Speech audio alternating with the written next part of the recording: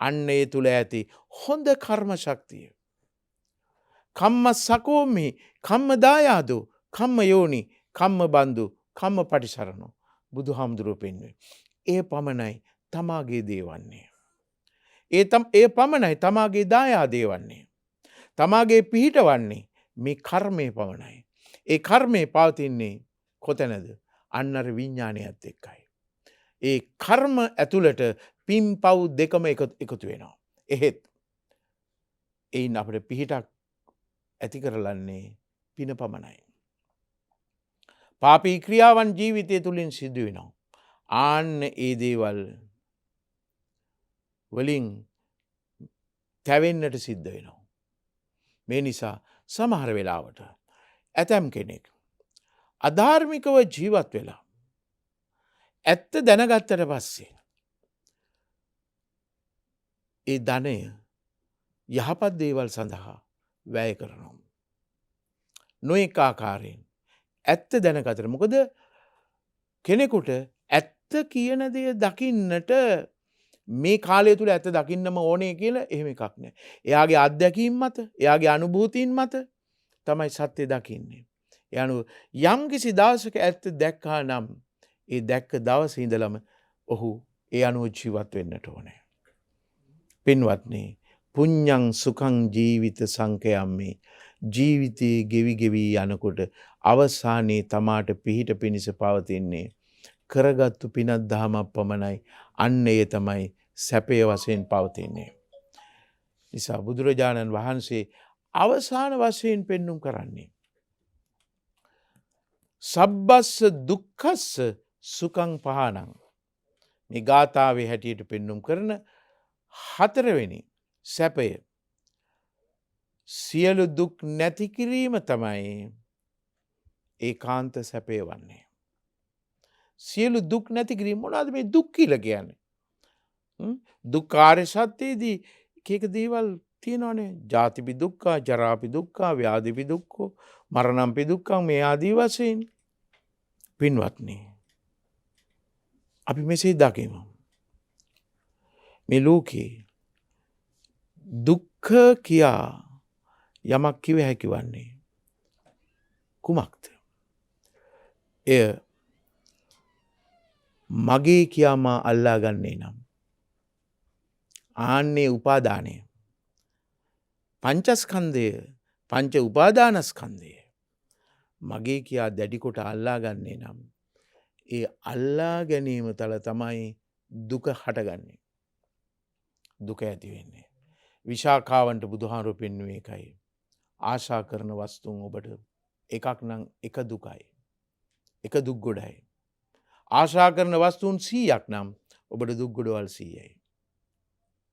මෙලෙසින් පින්වත්නි, අපි යමක් මමත්වයෙන් දැඩි කොට අල්ලා ගන්නේ නම්, යමකට ඒ මෙලෙසින් ආශා කරන්නේ නම්, ඒ පමණටම දුක කියන දේ ඇති වෙනවා.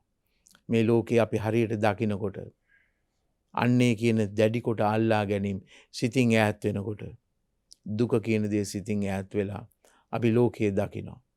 ලෝකයේ දකිනකොට සිතින් දුක ඈත් වී අපි බුදුහාමුදුරුවෝ සොයාගෙන යන්න ඕන කරන මානසිකත්වය ලස්සනට අපි මේ හිත තුල ගොඩනගා ගන්නවා. මේ බෞද්ධ සමාජයේ ගොඩනැගී තිබෙන්නේ අන්න ඒ මට්ටමට. අපි ඒ තුල ජීවත් වෙන්නට ඕන. ඒ නිසා කල්පනා කරගන්නට මේ අත්තම්මි ජාතම්මි සුඛා සහාය යන මේ සිව්පද ගාථාව ඇසුරු කරගෙන අද දවසේ ඔය ඇත්තන්ට බණ ටිකක් දේශනා කළේ බුදුහාමුදුරුවෝ ලෝකයාට සැපය පිළිබඳව දේශනා කරපු කොටස් වලින් 4ක්. තව ගොඩාක් තියෙනවා. ඒ නිසා මේවා අපි පුළුවන් තරම් හොඳට තේරුම් අරගෙන අපේ ජීවිතයට එකතු කරගනිමින් උන්වහන්සේ සොයාගෙන ගිය ඒ උතුම් විමුක්ති සුවය සලසා ගන්නට මේ වටිනා ධර්මය ඔබහට පිහිටක්ම වේවා කියා කවුරුත් සාදු කියා පින් අනුමෝදන් වන්නේ. පින්වත්නි, දැන් කවුරුත් පින් අනුමෝදන් වන්නට ඊටාම ශ්‍රද්ධාවෙන් තමයි අද දවසේ මේ පුණ්‍ය ක්‍රියාව, මේ ධර්ම දානමය පුණ්‍ය ක්‍රියාව සිද්ධ කිරීම සඳහා රත්මලානේ ධම්මාධාරමාවතේ පදිංචි සමන් තිලක සිරි, ඒ වගේම එම්.ටී. කුලතිලක, වික්‍රම තිලක ඇතුළු මලවැන්නේ කවතිලක පවුලේ සියලුම සහෝදරයන්, ඒ වගේම ඥාතීන්, හිතවතුන් අද මේ පුණ්‍ය ක්‍රියාව සඳහා සූදානම් වුණේ. අපට ආරාධනා කළේ. ඉතින් බලාපොරොත්තු වෙනවා මා කලින් ප්‍රකාශ කළා වාගේ ජූලි මාසේ 2024 ජූලි මාසේ 11 වෙනිදා අපවත් වූ ස්වර්ණා කවිතිලක සිල් මාතාවට පින් අනුමෝදන් කරන්නටත්, ඒ වගේම අවුරුදු 35කට කලින් මියගිය මලවැන්නේ කවිතිලක පියාණන්ට පින් දෙන්නටත්, අවුරුදු 11කට කලින් මියගිය ඥානා කවිතිලක මෑණියන්ට පින් දීමටත්, අවුරුදු 16කට කලින් මියගිය චන්ද්‍රා කවිතිලකම් සහෝදරියට පින් දීමටත්, අවුරුදු 3කට කලින් මියගිය එම්.ටී. ජයතිලක සොහොයුරාට පින් අනුමෝදන් කිරීමත්. මේ කියන අරමුණු මුල් කරගෙන සහෝදරයන් තිදෙනා සහ පවුලේ ඥාතීන් විසින් අද මේ පුණ්‍ය ක්‍රියාව සිද්ධ කරනවා. ඒ වගේම සෙත් ප්‍රාර්ථනා කිරීමට බලාපොරොත්තු වෙනවා. අපොස සාමාන්‍ය පෙළ විභාගයට පෙනී සිටින ෂෙනායා තිලකසිරි දුවට ආශිර්වාද කරන්න තුනුරුවන්ගේ පේටින් සියලු දෙවියන්ගේ ආශිර්වාදයෙන් ඉදිරි අනාගතය සාර්ථක වූ ජයග්‍රාහී ජීවිතයක් ගොඩනගන්නට ශක්තිය ලැබේවා කියන මේ ආශිර්වාදයක් කිරීමට බලාපොරොත්තු වෙනවා. එනිසා දැන් කල්පනා කරගන්නට ප්‍රධාන වශයෙන් අපවත් වී වදාළ ස්වර්ණා කවිතිලක මෑණියන් ඇතුළු ඒ පවුලේ මව්පිය, සහෝදර සහෝදරිය මේ සියලු දෙනාට මේ පින් ලැබේවා. ධර්ම ශ්‍රවණය කළ පින්වත් ඔබ සියලු දෙනාටගේද නමින් පරලෝසපත් සියලු දෙනාට මේ පින් ලැබේවා. මේ පින් ලබා සැවම සුවපත් වෙත්වා, නිවනින් සැනසෙත්වා යන චේතනාවෙන් ඥාතීන් වෙනුවෙන් සාදු කියා පින් දෙන්න. සියලු දෙවියෝද මේ පින් අනුමෝදන් වෙත්වා. සම්බුද්ධ ශාසනය හොඳින් ආරක්ෂා කරත්වා. පින්වත් ඔබ සියලු දෙනාට මෙබඳු සත්පුරුෂ ක්‍රියාවන් කරමින් සහෝදරත්වයෙන් තව තවත් මෙබඳු හොඳ බෞද්ධ ජීවිත ගත කරන්නට තුනුරුවන්ගේ ආශිර්වාදයේ සේම සියලු දෙවියන්ගේ පිහිට ආරක්ෂාව සැලසේවා. දෙවියන් පතන බෝධියකින් නිවන් සුව ලබත්වා යන හැඟීමෙන් දෙවියනටත් සාදු කියා පින් දෙන්න. අවසාන වශයෙන් අප බලාපොරොත්තු වන උතුම් වූ නිර්වාණ අවබෝධය සාක්ෂාත් කර ගැනීම සඳහාද මේ පුණ්‍ය ශක්තිය හේතු වේවා කියා සාදු කියා පින් අනුමෝදන් වන්න. ආකාසට්ඨා ච බුම්මට්ඨා දේවා නාග මහිද්దికා පුඤ්ඤන්තං අනුමෝදිත්වා චිරං රක්ඛන්තු ශාසනං.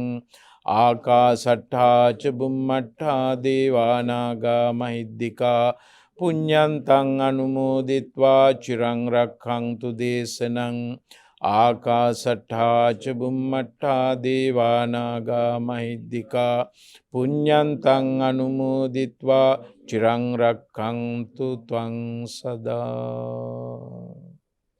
සාදු සාදු සාදු. දේශනාව පවත්වා වදාළ ගෞරවනීය ස්වාමීන් වහන්සේ රත්මලාන මල්ලිකාරාමාධිපති ශාස්ත්‍රපති පූජනීය රණස්කල්ලේ ඥානවීර පින්වත් ස්වාමීන් වහන්සේට නිදුක් නිරෝගී සුව සම්පන්නියම සැලසේවායි අපි සාදුනාදනම් වා ප්‍රාර්ථනා කරමු. සාදු සාදු සාදු. ඒ උතුම් ප්‍රාර්ථනාවත් සමගින් බෞද්ධ ආරෝපෝහණි නාලිකාව මේ පැයේදී ඔබ වෙත sannivedanaya කරන්නට යෙදුණු දායකත්ව ධර්මානුශාසනාව අප මෙලෙස නිමවටපත් කරනවා. සදහම් මැසූ පින්වත් ඔබ හැම දෙනාටමත් උතුම් තෙරුවන් සරණයි.